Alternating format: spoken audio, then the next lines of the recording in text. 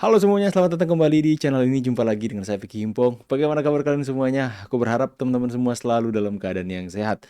Ada berita yang menarik, berita yang pastinya akan membuat kalian happy teman-teman ya. Karena ini terkait dengan perkembangan kasus dari Polda Metro Jaya. Dari pelaporan Pak Jokowi terhadap terlapor Roy Suryo, Rismon, dan teman-temannya teman-teman. Ini ada update yang terbaru. Dan kayaknya, sepertinya teman-teman ya, bulan Juli adalah bulan yang benar-benar sangat menjadi momok yang menakutkan buat Roy Suryo dan teman-temannya. Karena prediksi dari para ahli, prediksi dari beberapa pihak bahwa usai Polda Metro Jaya selesai memeriksa saksi yang begitu banyak, bisa saja dalam waktu minggu depan di bulan Juli ada yang bakal menjadi tersangka, teman-teman. Ada yang konferensi pers untuk menaikkan status dari penyelidikan mungkin ke penyidikan. Dapat info dari mana sih Bang? Tenang. Kita dapat info bukan kaleng-kaleng teman-teman ya.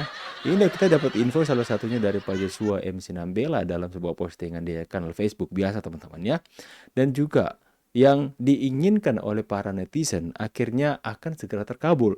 Yaitu Pak Joshua akan didatangkan di persidangan sebagai ahli digital forensik untuk menghajar Rismon habis-habisan. Mampus kau mon. Ya, mereka akan mana mau kuliti-kuliti, dikuliti balik ya. Yang katanya juga ya, dari pihak kepolisian akan mempertanyakan juga kapasitas Rismon sebagai seorang ahli dan mungkin akan menuju atau mengaitkan dengan ijazah-ijazah Rismon yang diduga palsu. Coba kita lihat dulu teman-teman ya. Di sini kalian bisa melihat ya. Ini postingan Pak Joshua M. Sinambela dengan foto Pak Jokowi di screenshot yang sedang diwawancara yang akan berlibur ke Bali. Sakit hati mereka yang mengatakan Pak Jokowi kena asap dan sakit nggak akan sembuh. Ini Pak Jokowi udah dalam masa pemulihan, liburan pula teman-teman ya. Oke, dan dalam postingannya teman-teman, dia mengatakan seperti ini. Dipastikan pada bulan Juli besok teman-teman. Itu kan minggu depan kalau nggak salah. Iya minggu depan kan. Dipastikan pada bulan Juli besok dalam tanda kurung prediksi saya pada pertengahan bulan sekitar minggu kedua atau minggu ketiga. Semakin dekat nih teman-teman. Sekitar minggu kedua atau minggu ketiga bulan Juli, proses penyelidikan akan berubah menjadi penyidikan dan otomatis status para penuduh, pemfitnah, provokator, penghasut, dan beberapa host podcast. Garis bawahi dulu ya teman-teman ya. Host podcast, siapa tuh bang? Ah kalian pura-pura nggak tahu aja sih. Hah? Itu tahu Refli Harun. Siapa lagi? Itu Sinaga kalau nggak salah famnya, marganya. Ya, Sentana TV. Abraham Samad. Pokoknya mereka lah yang kemarin dipanggil dimintai keterangan. Bisa saja mereka terjerat, teman-teman. Karena mengglorifikasi terus-menerus soal fitnah dan tuduhan yang dilakukan oleh Roy Suryo dan Rismon CS. Nah, akan naik jadi tersangka. Oh, akan naik menjadi tersangka. Ya, kita nantikan teman-teman. Hal ini terlihat dari beberapa panggilan para terlapor di minggu ini sudah menggunakan istilah sebagai saksi. Wow. Ya. Nah, itu ada tanda-tandanya, bukan hanya sekedar asal meramal, enggak ya, tapi ini benar-benar prediksi melihat tanda-tanda alamnya, tanda-tanda alam. Ya, meskipun dianggap terlalu lamban oleh beberapa pihak, tetapi masih bisa dimaklumi karena terdapat 6 laporan polisi yang saling terkait satu sama lain. Nah, ini yang seperti saya katakan kemarin. Pantesan terlihat lambat karena coba kalian pikir 6 laporan polisi mereka harus proses dan banyaknya saksi yang harus diminta keterangan terkait dengan laporan-laporan tersebut. Makanya terlihat lamban, tapi memang teman-teman kita harus memaklumi karena 6 laporan itu bukan hal yang semudah untuk membalikan telapak tangan untuk memproses semuanya dan kemudian mengikuti apa yang diinginkan oleh beberapa pihak untuk mempercepat kasusnya. Tunggu teman-teman, semakin lama prosesnya, semakin lama mendekamnya di penjara mereka. Oke teman-teman ya. Nah, berhubungan dengan tuduhan ijazah palsu, fitnah, provokasi, penghasutan, itu 6 laporan yang berhubungan dengan hal itu ya, yang diintegrasikan dari beberapa Polres ke Polda Metro Jaya saat ini. Dan tentu harus ditangani secara profesional oleh penyelidik kepolisian. Good job ya. Tidak main-main, ancaman pun ngeri-ngeri sedap. Nah, ini teman-teman ya. Kita dapat info lagi dari Pak Joshua ya. Ancamannya pun ngeri-ngeri sedap, mulai dari pasal 310 KUHP dan atau pasal 311 KUHP dan atau pasal 35 Jo, pasal 51 ayat 1 Undang-Undang Nomor 11 Tahun 2008 tentang Informasi dan Transaksi Elektronik dan atau pasal 32 ayat 1 Jo, pasal 48 ayat 1 Undang-Undang Nomor 11 Tahun 2008 tentang Informasi dan Transaksi Elektronik dan atau pasal 27A Jo pasal 45 ayat 4 Undang-Undang Nomor 1 bentar. Mana lagi? Undang-Undang Nomor 11 Tahun 2008 tentang Informasi dan Transaksi Elektronik. Kemudian pasal 160 KUHP dan atau pasal 28 ayat 2 Undang-Undang Nomor 1 Tahun 2024 tentang perubahan kedua atas Undang-Undang Nomor 11 Tahun 2008 tentang Informasi dan Transaksi Elektronik dan atau pasal 28. Capek awak, Pak. Saking banyaknya pasal berlapis itu aku mau baca. Capek, Pak. Ya, sudah aku bilang kan ya. Pasal berlapis bahkan dikenakan sama mereka. Makanya dikatakan sama Pak Joshua, ngeri-ngeri sedap. Aduh, teman-teman ya. Nah, meskipun ancaman hukuman tiap pasalnya bervariasi dan tidak berlaku akumulatif, maka yang dikenakan saat putusan mungkin menggunakan hukuman tertinggi. Berapakah hukuman tertingginya? Sebut saja, ada yang 4 tahun, kurang. 6 tahun, ya aku kepencet lagi teman-teman ya. Kok disalin ke klip? Bentar ya. Sebut aja ada yang 4 tahun, 6 tahun, 9 tahun, dan 12 tahun. Kurang apa lagi guys? Masih kurang apa lagi? Ya, menurut saya, ini kata menurut Pak Joshua Sinambela, di persidangan selain akan dibahas fakta-fakta terkait ijazah Bapak Jokowi dan tentu saja bukti-bukti fitnah, pencemaran, provokasi, penghasutan, akan disinggung juga kredensial atau ijazah si Rismon Hasiholan Sianipar yang memang sudah diragukan semua pihak. Mon, hehehe. Siap-siap kau Mon, siapkan data-data kau ya. Ya, jika hukumannya nanti masih dirasa kurang greget, tentu saja sudah banyak antrian para pihak yang akan melaporkan ijazah Rismon Hasiholan Sianipar ini. Tetapi agar tidak mengganggu atau menghalangi proses penanganan kasus yang menimpanya saat ini, dan maka para calon pelapor bersedia sabar menunggu. Orang sabar disayang Tuhan ya. Sabar menunggu untuk apa? Untuk melaporkan Rismon kembali dengan pasal-pasal penipuan mungkin. Aduh. Syukur-syukur nanti dilaporkan saat menjelang keluar bui di kasus ini. Jadi begitu keluar langsung masuk lagi. Ini kocak Pak Joshua, Pak. Habis keluar dilaporkan masuk lagi.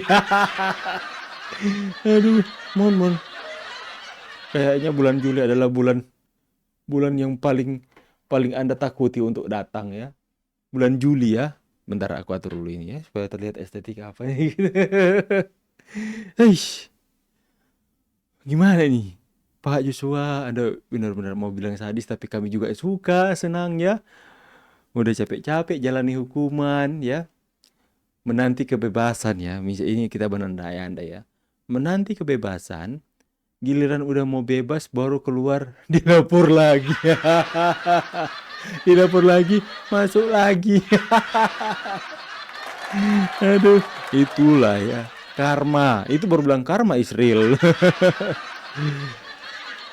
Siap-siap. RHS ini selain diduga menipu berbagai instansi kampus lamanya. Diduga menipu kampus lamanya. Kok bisa ketipu ya sama Rismon ya? Ya kampus lamanya aja ketipu diduga ya. Kampus lamanya ketipu, apalagi orang-orang awam yang nggak non akademis teman-teman ya.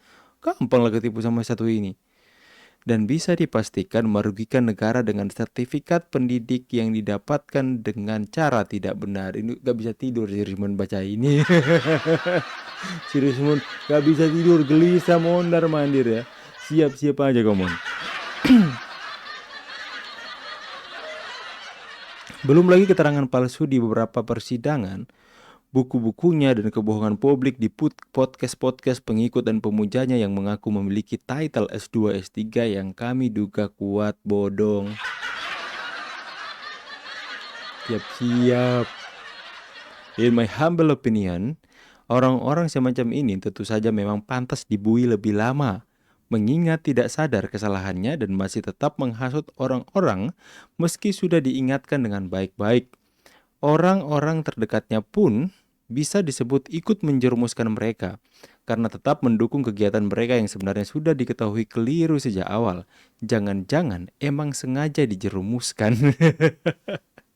By the way, baca judul video ini, saya terpingkal Rismon mempertanyakan akta kelahiran Jokowi. Habis ini kos-kosannya kali ya, atau malah anak ibu kosnya. Semoga terhibur. Ya, mereka mempertanyakan akta kelahiran Pak Jokowi ini, Rismon ini layak dipenjara seumur hidup ini manusia ini. Aku coba baca kolom komentar ya. Mana itu ada salah satu komentar yang membaca bahwa menginginkan bahwa Pak Joshua itu pengen diperhadapkan dengan Rismon sebagai ahli, dan Pak Joshua mengatakan iya. Di postingan sebelumnya disampaikan itu bahwa DF Talk terkait kasus ijazah ini akan live di persidangan. Wow, keren ya. Dan juga saya dapat informasi dari mana sih? Sini teman-teman, saya tunjukkan ya. Yang kini sedang berproses, yakni dugaan pencemaran nama baik Presiden ke-7 RI Joko Widodo dan dugaan penghasutan dengan menyebar berita bohong atas ijazah palsu Jokowi. Menurut Polda juga sudah dilengkapi dengan keterangan ahli seperti Dewan Pers dan ahli digital forensik. Kalau kita lihat kan ini ada 6 LP. Ini jelas Polda Metro Jaya ini benar-benar bisa merampungkan ini secara terang benderang. Artinya barang bukti maupun saksi-saksi benar-benar diperiksa dengan baik sampai nanti masuk ke penyidikan. Tapi sesungguhnya menurut Anda masih ada celah tidak untuk memperdebatkan soal ijazah ini? Tidak perlu diperdebatkan. Kan semua ini sudah masuk mau masuk pro justisi ya kan, sudah masuk ke penyelidikan ini udah mau, menurut saya sudah tahap-tahap akhir. Kalau saya sih yakin itu akan maju ke penyidikan. Polda Metro Jaya sudah tunggu ya, kalau kalian lihat muka paniknya Roy Suryo, tersenyum kok tapi kayak menyimpan kegelisahan yang terdalam. Periksa 50 saksi untuk 2 perkara yang kini sedang berproses, yakni dugaan pencemaran nama baik Presiden ke-7 RI Joko Widodo dan dugaan penghasutan dengan menyebar berita bohong atas ijazah palsu Jokowi. Menurut Polda juga sudah dilengkapi dengan keterangan ahli seperti Dewan Pers dan ahli digital forensik. Kalau kita lihat kan ini ada 6 LP. Ini jelas Polda Metro Jaya ini benar. Iya, senyum. Tapi menurut ilmu kedokteran itu Pak ini. Tapi kalau lihat ya, ini senyum ketawa, tapi kelihatan menyimpan kegelisahan dan kepedihan yang mendalam. Karena apa? Kecut. Roy hitung hari jelang pakai rompi orange.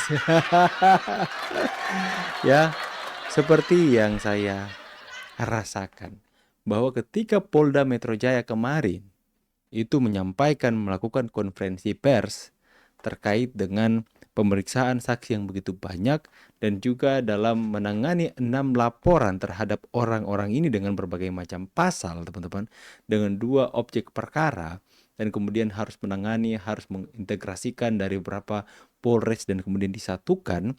Itu seperti Polda Metro Jaya menyampaikan kepada masyarakat bahwa ini kasusnya ini kalian anggap lama, tapi seperti ini loh proses yang harus kami lakukan. Makanya seperti Polda Metro Jaya pengen membuat masyarakat mengerti, mengatakan bahwa Ini prosesnya lama karena kami harus 6 laporan. Terus saksi-saksinya banyak yang harus kami periksa. Tapi sudah selesai pemeriksaan saksi. Dan kemudian menurut orang yang sudah lama berkecimpung dalam hal pelaporan-pelaporan ini, orang yang diperiksa jika sudah disebut saksi, itu kan sudah berarti sudah berada dalam sebuah status dalam pelaporan. Saksi dan saksi bisa naik menjadi betul sekali, tersangka. Ya, jadi kemungkinan besar dari Peradi, dari Joshua MC Nambela mengatakan prediksinya yaitu bulan Juli adalah bulan yang paling ditakutkan oleh Roy Suryo CS. Ya, adalah bulan yang sangat-sangat ditakuti. Karena perkiraan mungkin minggu kedua atau minggu ketiga atau minggu pertama atau minggu depan mungkin ada status saya langsung di Jakarta itu, teman-teman. Saya mau ke Jakarta loh, teman-teman. Siapa tahu pas di Jakarta ada itu. Ya. Oke ya teman-teman semua. Tapi sebelumnya saya semoga ini bisa memberikan informasi terupdate kepada kalian semua. Tapi saya mau menyampaikan bahwa YouTuber Nusantara akan pergi ke IKN bersama dengan Bapak Jokowi tercinta kita. Ya, kemudian kita akan eksplor bersama-sama karya yang sudah beliau buat dan benar-benar membantah, menghantam setiap mereka yang menimbulkan fitnah, hoax terkait dengan IKN mangkrak lah, banjir lah dan sebagainya. Akhirnya nanti kita akan tunjukkan di sana, kita akan eksplor di sana bersama Bapak tercinta kita Pak Joko Widodo. Ya. Jadi stay terus di channel YouTube Nusantara karena kita akan terus sesuai dengan moto kita melawan hoax. Kita akan menyajikan berita-berita yang benar-benar mengedukasi dan bermanfaat kepada kalian semua. Berusaha untuk memberikan edukasi agar jangan supaya masyarakat tergiring opini sesat dari kelompok-kelompok yang seperti mereka saya bahas tadi. Saya Vicky Impong pamit, see you on the next video and God bless.